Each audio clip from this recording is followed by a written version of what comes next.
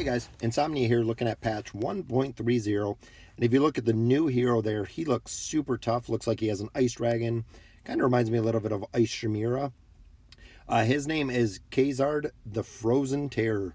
So we're going to hop on the test server in just a little bit. We'll go over his skills and abilities, see what he's all about. But today I just wanted to go through the patch notes. Heroes of Esperia League added the new Heroes of Esperia event, which will be available for local time 12/26, which is actually today, so it should be up on the test server pretty soon. New AFK rewards VIP perks. This is pretty cool. So you know the cap on VIP perks is 12 hours. After 12 hours, you do not accumulate anything. Now, depending on your VIP level, as you can see there, VIP 3 through 13, VIP 3 will give it 2 more hours. So you'll actually have up to 14 hours. VIP 4 will be up to 16 hours, and so on and so forth, all the way down to VIP 15, which the time is limited to 30 days. So you could actually go an entire month without collecting the VIP or the AFK rewards, and they will still accumulate, which is super cool. New campaign chapter added the new campaign chapter 33. New King's Tower floors added another 50 floors to the King's Tower, making the total number 550. I don't think I've seen anyone in, I think mid 4s is about all that I've seen, so no one's even getting close to 500, let alone 550, but I'm sure eventually they will. Players can now climb up to 160 floors within the respective tower, which is the faction towers. New relics. Doesn't say what relics were added, but I know we just added a couple a little bit ago with the, I believe it's soul shards and a couple other things. Optimization. Optimize the normal tavern. After summoning a particular faction, the interface will now automatically revert back to that faction, which is nice. Optimize the way items are sorted. Optimize the icons found in the lower left. One thing I would like to see by far is the ability to remove all your gear from everyone. Needs to be one of the optimizations or quick fix, anything like that. So Lilith, if you're listening, the ability to just strip all your heroes off with a push of a button, because depending what you're running, it does take a long time to go through and find which heroes have your gear and remove it from those heroes so you can actually equip it on other ones, or even making the formation tab that you can set gear in the formation tab. So if I switch to campaign, light tower, wilder tower, whatever I'm switching to, the gear will switch with them as well for the formations. So hopefully that's coming in the future. Miscellaneous changes, added stage information, so we'll have to take a look at that. Expiration times and mailboxes can now be seen, and added a new feature that allows the player to sell unneeded soul stones that belong to Arthur. So if you bought some of the soul stones, you can actually sell them back, which if you bought some of the soul stones and then you said, you know what, I'm going to go ahead and spend $50 and I just bought him, but I still have the soul stones, patch 1.3, you're going to be able to get rid of them. Hero balances are the big thing that's coming. A lot of changes. So Nara adjusted the effect of her butchery level. Not sure, they don't give much details. Brutus is a huge, he went to kind of the bottom of the pile. Currently, if you look at his signature item, it restores 10%, so they're actually bumping that up to 15% when he uses the ability Last Gasp. Level 10 was 16, level 20 is 24, so now level 10 they're doing straight 30, so a big max HP restore there. Last Gasp is extended for 1 second, which makes it a lot more difficult for him to kill, because now that was the level 30 ability, but look at the new level 30 ability. Once the effects of the ability Last Gasp have ceased, Brutus receives an additional shield that is able to mitigate damage equal to 50% of his max health, which lasts for another 5 seconds. So if you do have a hero that can clear the shield off him, when he goes immune, he's actually just going to get another shield, which is going to make him from, I think, dead last on the signature item tier list to probably one of the top heroes, because not only does he do a lot of damage, his roar lets everyone else do a lot more damage, and now his survivability is going to go through the roof, with not only giving him more max HP, Last Gasp, staying on longer, and then also getting a second shield. Almost getting a nice buff too. Level 30, after using his Deep Roots ability, the effects of the Forest Oath will be received by 3 allies, which the Forest Oath ability does a shield, actually does a heal over time and a shield, so will be received to 3 hours. So when he uses his ultimate ability, 3 other people on your team are going to get a shield and a heal, which is super, super strong. So for the Wilder team, I might have to get him back out Satrana, a lot of people I've talked about using her, haven't found anything to keep her from dying. So adjusted the values of the Flutter Flame, which we'll have to check it out. Completely reworked the Incinerate.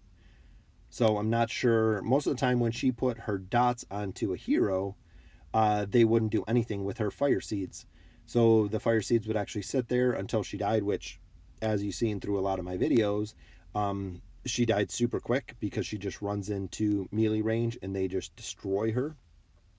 So hopefully that's going to be a little bit of a rework and she's going to be able to do some more damage before she dies.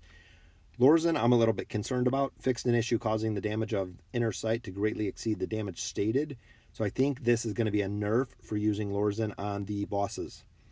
So if they're prematurely capping Inner Sight, it's going to make a big difference on the amount of damage. Or if you were doing more damage than you should have been, adjusted the effect in the values of Inner Sight. Again, it seems like this is going to be the nerf that Lorzen's going to be getting.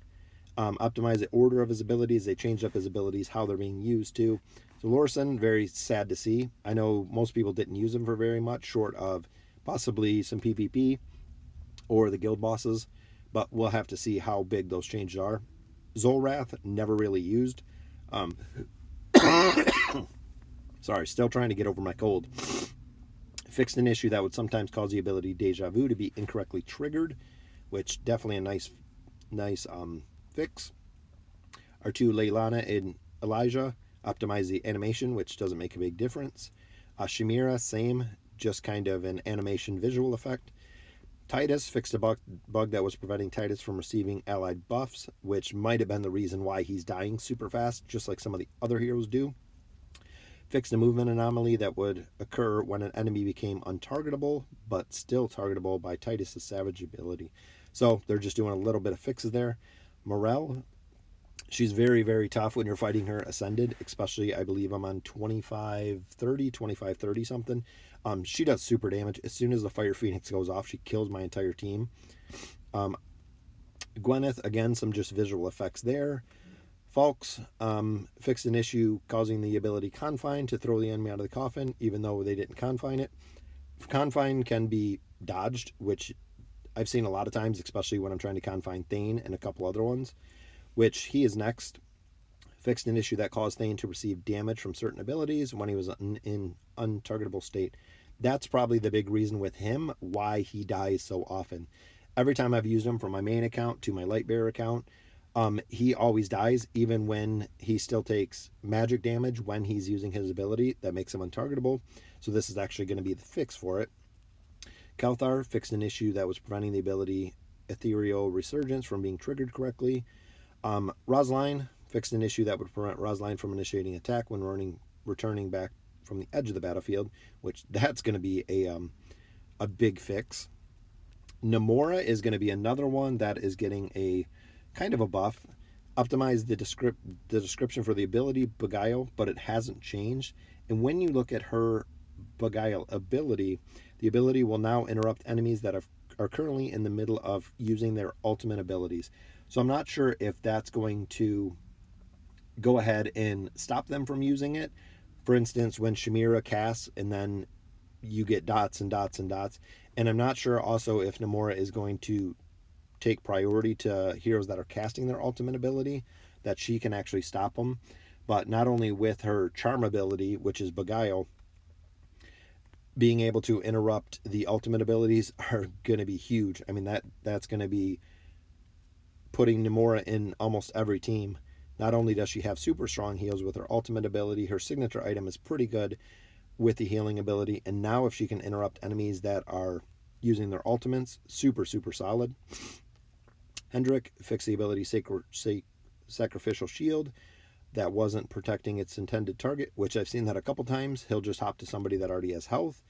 And then final one is Tasi. The ability Banishment will no longer be used against enemies that are already affected by the Slumber ability, which would be nice because if they are slumbering, she'll banish the hero, so the banish ends quicker because they're already got a couple seconds of the slumber. So if she can save the banishment ability until slumber concludes, that again will be super strong. So it seems like the Namora Tasi combo is going to be back and is going to be a super, super solid team build, and fixed an issue that would sometimes prevent the cooldown ability, which were interrupted by Tasi's teleport ability, from being immediately reset. So again, just fixing a couple bugs with her. So overall, Tasi, Namora, super excited about.